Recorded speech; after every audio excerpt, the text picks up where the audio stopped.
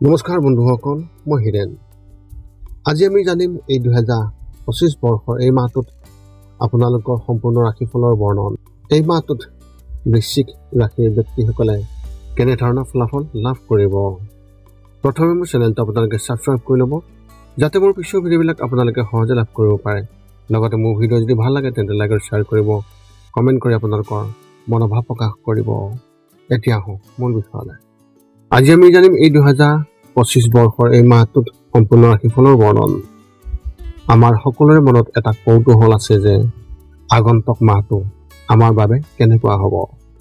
বহু ধৰণৰ প্ৰশ্ন আমাৰ মনত উদয় হয়, যেনে ব্যৱসায় বা চাকৰিৰ ক্ষেত্ৰত অগ্ৰগতি হ'বনে নহয়, বা কিবা নতুন প্ৰত্যাহ্বানৰ সন্মুখীন হ'বলগীয়া হ'ব নেকি, এনেধৰণৰ বহুতো প্ৰশ্ন।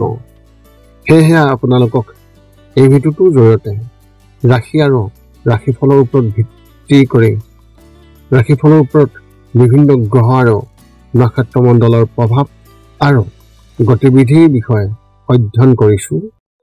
এই কথা মনত ৰাখি আমি আপোনালোকক এই 2025 বৰ্ষৰ এই মাহটোত ৰাশিফলৰ মতে সঠিক মূল্যায়ন কৰিছোঁ, যাতে আপোনালোকে সেই অনুসৰি প্ৰস্তুতি চলাব পাৰে। আপোনালোকে এই ভিডিঅ'ত আপোনালোকৰ পৰিয়াল, আৰ্থিক, কেৰিয়াৰ, শিক্ষা, প্ৰেম আৰু স্বাস্থ্যৰ লগতে আৰু বিভিন্ন তথ্য আপোনালোকে এই ভিডিঅ'ত লাভ কৰিব। ইয়াৰ দ্বাৰা আপুনি জানিব পাৰিব যে আপোনাৰ ৰাশিফলৰ অনুসৰি কি কি প্ৰস্তুতি চলাব লাগিব। গতিকে আপোনাৰ ৰাশিফল অনুসৰি প্ৰস্তুতি চলাওক। অৱশ্যে আপোনালোকক এইটো জনা উচিত যে এই ভিডিঅ'টোত দিয়া যি তথ্য, এই তথ্য কোনো ব্যক্তি হিচাপে নহয়, ৰাশিফলৰ ওপৰত হোৱা যি প্ৰভাৱ, সেই প্ৰভাৱৰ বিবেচনা অনুসৰিহে এই ভিডিঅ'ত উল্লেখ কৰা হৈছে এই সকলোবোৰ তথ্য। গতিকে এনেদৰে আপুনি আপোনাৰ জীৱনত ঘটিব পৰা সকলো কথাৰ তথ্য লাভ কৰক। গতিকে কোনো পলম নকৰাকৈ এতিয়া আমি এই 2025 বৰ্ষৰ এই মাহটোত যি ৰাশিফলৰ বৰ্ণন, সেই ৰাশিফলৰ বৰ্ণন আপোনালোকক আগবঢ়াবলৈ আগবাঢ়িছোঁ। সৰ্বপ্ৰথম পাৰিবাৰিক জীৱনৰ ক্ষেত্ৰত এনেধৰণৰ। এই মাহটো আপোনাৰ পাৰিবাৰিক জীৱনৰ বাবে আগৰ তুলনাত খুবেই ভাল হ'ব। যদিও কিছুমান বিষয়ত পাৰস্পৰিক মতানৈক্যৰ সৃষ্টি হ'ব, কিন্তু ধৈৰ্য বজাই ৰাখিলে সেই বিষয়টো আৰু বেছি তীব্ৰতৰ নহ'ব। যদি আপুনি বিবাহিত, তেন্তে আপোনাৰ পত্নী বা স্বামী আৰু মাকৰ লগত কাজিয়া হোৱাৰ সম্ভাৱনা প্ৰবল দেখিবলৈ পোৱা গৈছে। পিতৃৰ স্বাস্থ্য বেয়া হৈ থাকিব পাৰে। যদি তেওঁ বা তাই ইতিমধ্যে কোনো গুৰুতৰ ৰোগত ভুগি আছে, তেন্তে এই মাহত চিকিৎসকৰ সৈতে যোগাযোগত ৰাখক, যাতে কোনো ডাঙৰ সমস্যা নহয়। মাহৰ শেষত কিবা এটা অনুষ্ঠান হ'ব পাৰে, য'ত আত্মীয় স্বজন আৰু বন্ধু বান্ধৱী আপোনাৰ ঘৰলৈ আহিব। ব্যৱসায় আৰু চাকৰিৰ ক্ষেত্ৰত এনেধৰণৰ। যদি আপুনি ছফ্টৱেৰ ইঞ্জিনিয়াৰিঙৰ ক্ষেত্ৰত কাম কৰি আছে, তেন্তে আপুনি উপকৃত হ'ব। আপোনাৰ বছ বা আপোনাৰ ছিনিয়ৰ অফিচাৰে আপোনাৰ কামত সুখী হ'ব আৰু কিছুমান নতুন প্ৰজেক্টটো আপোনাৰ বাটত আহিব। চৰকাৰী বিষয়াসকলে এই মাহত অলপ সাৱধান হ'ব লাগিব আৰু আপোনাৰ ভাৱমূৰ্তি ক্ষতি কৰিব পৰা কাম নকৰিব, নহ'লে কথাবোৰ আৰু বেয়া হ'ব পাৰে। আপোনাৰ ব্যৱসায়ত নতুন গ্ৰাহকৰ যোগদান আপুনি দেখিবলৈ পাব, যদিও পুৰণি গ্ৰাহকেও আপোনাক এৰি যাব পাৰে। আপুনি কোৱা কথা এটাও তেওঁলোকৰ বেয়া লাগিব পাৰে। শ্বেয়াৰ মাৰ্কেটত কাম কৰি থকা ব্যক্তিসকলৰ ক্ষেত্ৰত এই মাহৰ মাজভাগত লাভ পাব, কিন্তু সন্তোষজনক নহ'ব। এই সময়ছোৱাত নতুনকৈ বিনিয়োগ কৰাটো পৰিহাৰ কৰক। শিক্ষা আৰু কেৰিয়াৰৰ ক্ষেত্ৰত এনেধৰণৰ। যদি আপুনি কলেজৰ পৰা ডিগ্ৰী সম্পূৰ্ণ লাভ কৰিছে, তেন্তে এই মাহত পষ্ট গ্ৰেজুৱেশ্যন কৰাৰ কথা ভাবিব পাৰে। ইয়াত আপোনাৰ বন্ধু বান্ধৱীৰ সহযোগিতা লাভ কৰিব আৰু উপযুক্ত নিৰ্দেশনাও এজন জ্যেষ্ঠৰ দ্বাৰা প্ৰদান কৰা হ'ব। যদি আপুনি স্কুলত আছে, তেন্তে আপুনি এটা নতুন পাঠ্যক্ৰমত যোগদান কৰিব পাৰে, যিটো ভৱিষ্যতে উপকাৰী হ'ব। চৰকাৰী পৰীক্ষাৰ বাবে প্ৰস্তুতি চলোৱা ছাত্ৰ-ছাত্ৰীসকলে এই মাহত নিজৰ বাবে নতুন কিবা এটা কৰাৰ ধাৰণা পাব। আপোনাৰ মনোযোগ পৰীক্ষাৰ পৰিৱৰ্তে অন্য কামত কেন্দ্ৰীভূত হ'ব আৰু কেৱল তাতেই কেৰিয়াৰ গঢ়াৰ কথা ভাবিব। অৱশ্যে যিকোনো কাম আৰম্ভ কৰাৰ আগতে নিশ্চিতভাৱে আপোনাৰ ছিনিয়ৰসকলৰ পৰা পৰামৰ্শ লওক। প্ৰেমৰ ক্ষেত্ৰত এনেধৰণৰ, যদি আপুনি বিবাহিত তেন্তে আপোনাৰ পত্নীয়ে বা স্বামীয়ে নতুন চাকৰি বা নতুন কাম পাব পাৰে, যিয়ে আপোনালোক দুয়োৰে আৰ্থিক অৱস্থা উন্নত কৰিব। যদি আপুনিও কাম কৰে তেন্তে দুয়োজনে একেলগে নতুন কিবা এটা আৰম্ভ কৰাৰ কথা ভাবিব পাৰে, যাতে ভৱিষ্যতে সুৰক্ষিত হয়। যদি আপুনি প্ৰেমৰ সম্পৰ্কত আছে তেন্তে আপোনাৰ প্ৰেমিক বা প্ৰেমিকাজনে আপোনাৰ পৰা সহায়ৰ আশা কৰিব, কিন্তু আপুনি সেই কামত অক্ষম হ'ব। ইয়াৰ বাবে দুয়োৰে সম্পৰ্কত উত্তেজনা আহিব আৰু যুক্তিও হ'ব পাৰে।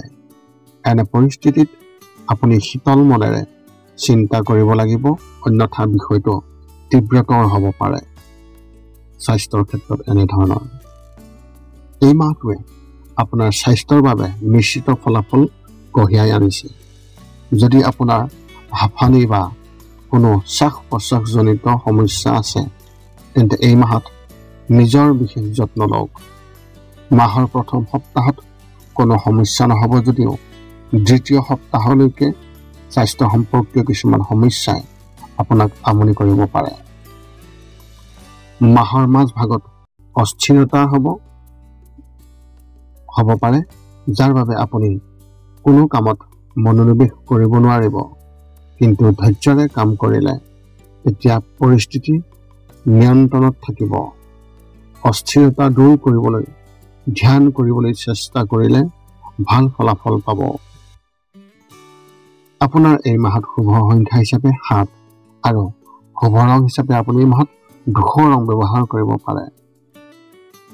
বৃশ্চিক ৰাশিৰ ব্যক্তিসকলৰ বাবে এক বিশেষ তথ্য, যদি আপুনি প্ৰেমৰ সম্পৰ্কত আছে তেন্তে মাহৰ তৃতীয় সপ্তাহত তেওঁক এনেকুৱা একো নক'ব যিয়ে পিছলৈ আপোনাৰ বাবে দিগদান্তৰ সৃষ্টি কৰিব পাৰে। যিকোনো কথা শ্বেয়াৰ কৰাৰ সময়ত সদায় ইয়াৰ ভৱিষ্যতৰ পৰিণতি আগতীয়াকৈ অনুমান কৰক। এতিয়া আপুনি সকলো তথ্য লাভ কৰাৰ পিছত এই 5টা কাম কৰিবলৈ আপুনি যিমান পাৰি চেষ্টা কৰক। সৰ্বপ্ৰথমটো হৈছে আপুনি আপোনাৰ শৰীৰটো সুস্থ কৰি ৰাখিবলৈ দৈনিক যোগাসন কৰক, য'ত মূলতঃ 10 মিনিটৰ বাবে ওমকাৰ মন্ত্ৰ, 10 মিনিটৰ বাবে কপালভাতি আৰু 10 মিনিটৰ বাবে অনুলোম বিলোম।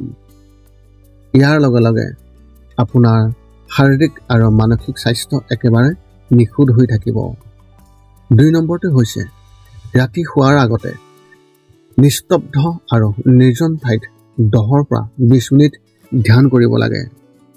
ইয়াৰ দ্বাৰা 2টা উপকাৰ পোৱা যায়। এটা হ'ল আপুনি ভাল টোপনি পাব আৰু দ্বিতীয়টো হৈছে পিছদিনা আপুনি সতেজ অনুভৱ কৰিব। ধ্যান কৰি থাকোঁতে মধ্যমীয়া শব্দৰ শান্ত সংগীতো আপুনি শুনিব পাৰে। 3 নম্বৰটো হৈছে প্ৰতি মংগলবাৰে পুৱা নিশ্চয় হনুমান চালিচা পাঠ কৰক আৰু হনুমান মন্দিৰ দৰ্শন কৰক, নতুবা আপুনি বিষ্ণু মন্দিৰ দৰ্শন কৰক।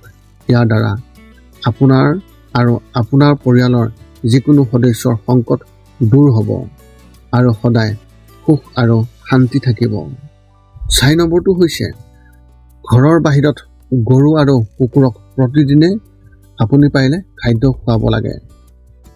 খাদ্য খোৱা আৰু যদি পাৰে চৰাই চিৰিকটি আদিকো খাদ্য আৰু পানীৰ যোগান ধৰক।